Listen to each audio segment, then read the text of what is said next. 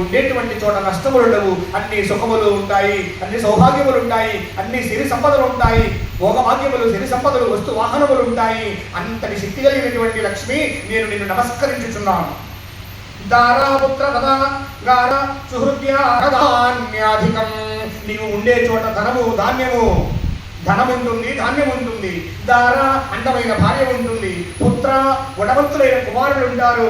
పుత్రలక్ష్మి, సంతానలక్ష్మి, భార్యాలక్ష్మి, ధాన్యలక్ష్మి, ధనలక్ష్మి, విద్యాలక్ష్మి, విజయలక్ష్మి, ఆదిలక్ష్మి, గజలక్ష్మి, సంతానలక్ష్మి, అష్టలక్ష్ముల రూపంలో మానవులకు మోక్షాన్ని కలిగించే ఓ లక్ష్మి, నేను నిన్ను నమస్కరించుచున్నాను. భవత్యేన్మ మహాభాగే నిత్యం త్వదీక్షణా నృణాం.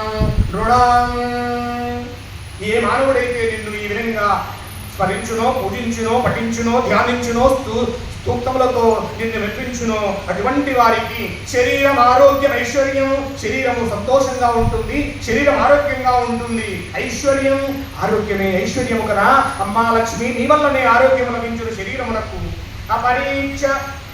అపరిచయమసుకము, శత్రువులు లేకుండా అంతా మిత్రులే. వసుదైవ కుటుంబకం, నీ వలననే నాకు శత్రువులు తొలగిపోతున్నారు, నీ వలననే గ్రామమంతా, దేశమంతా, లోకమంతా నాకు మిత్రులు అవుతున్నారు.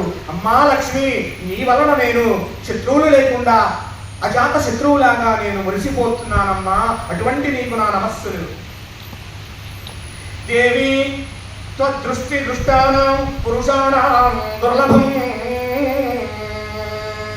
లక్ష్మి, నీవు కొలువు తీరినటువంటి చోట మానవులు అదృష్టమే అదృష్టము కదా. త్వం మాతా సర్వలోకానాం, అన్ని లోకములకు తల్లి నీవే. దేవదేవో హరి పిత, సర్వలోకములకు తల్లి నీవే. హరి అన్ని లోకములకు తండ్రి. చతుర్దశ భువనములకు శ్రీమన్